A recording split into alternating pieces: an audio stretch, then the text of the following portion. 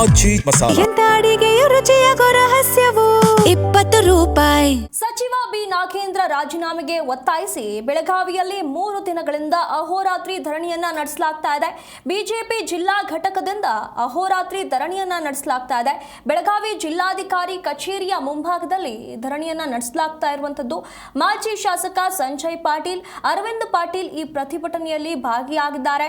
BJP ಜಿಲ್ಲಾಧ್ಯಕ್ಷ ಸುಭಾಷ್ ಪಾಟೀಲ್ ನೇತೃತ್ವದಲ್ಲಿ ಧರಣಿಯನ್ನ ನಡೆಸಲಾಗ್ತಾ ಇದೆ. ಬೆಳಗಾವಿ ಕ್ಷೇತ್ರದ ಕಾರ್ಯಕರ್ತರೆಲ್ಲರೂ ಕೂಡ ಈ ಪ್ರತಿಭಟನೆಯಲ್ಲಿ ಭಾಗಿಯಾಗಿದ್ದಾರೆ. ನಾಗೇಂದ್ರ ಅವರು ವಜಾವಾಗುವವರೆಗೂ ಕೂಡ ಈ ಪ್ರತಿಭಟನೆ ನಿಲ್ಲೋದಿಲ್ಲ, ಅವರನ್ನ ವಜಾ ಮಾಡಬೇಕು ಅಂತ ಹೇಳಿ ಒತ್ತಾಯವನ್ನ ಮಾಡ್ತಿದ್ದಾರೆ. ನಾಗೇಂದ್ರ ಅವರು ರಾಜೀನಾಮೆಗೆ ಅಷ್ಟು ಹೋರಾಟ ಮಾಡ್ತಾ ಇದ್ದಾರೆ ಅಂತ ಯಾರು ಕಲ್ಪನೆ ಮಾಡ್ಕೋಬಾರ್ದು. ಸರ್ಕಾರ ಭ್ರಷ್ಟಾಚಾರದಲ್ಲಿ ಮುಳುಗಿ ಹೋಗಿದೆ.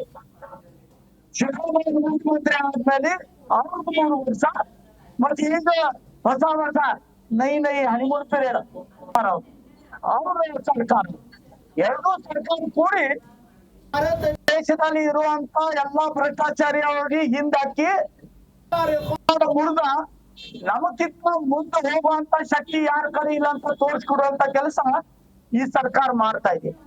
ಪಾರ್ಟಿ ನಾಗೇಂದ್ರ ಅವರು ರಾಜೀನಾಮೆಗೆ ಅಷ್ಟು ಹೋರಾಟ ಮಾಡ್ತಾ ಇದ್ದಾರೆ ಅಂತ ಯಾರು ಕಲ್ಪನೆ ಮಾಡ್ಕೋಬಾರ್ದು. ಸರ್ಕಾರ ಭ್ರಷ್ಟಾಚಾರದಲ್ಲಿ ಮುಳುಗಿ ಹೋಗಿದೆ. ಸಿದ್ದರಾಮಯ್ಯ ಮುಖ್ಯಮಂತ್ರಿ ಆದ್ಮೇಲೆ